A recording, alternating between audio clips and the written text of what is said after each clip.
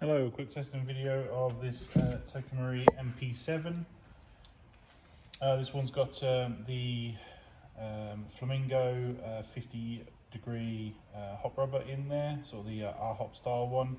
It's got the EagleSix Flat Hop Nub, our new shortened version, and it's got the Nineball type bore barrel in there. So so relatively simple sort of upgrades just for sort of range and accuracy. Obviously we've tested on 3.2 and we recommend 3.2 BBs to use for it.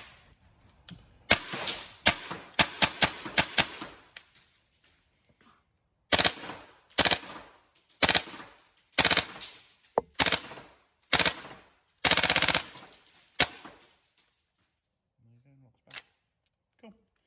All working after the work. I just wanted to demonstrate that, and obviously great little guns. These very popular. Thank you.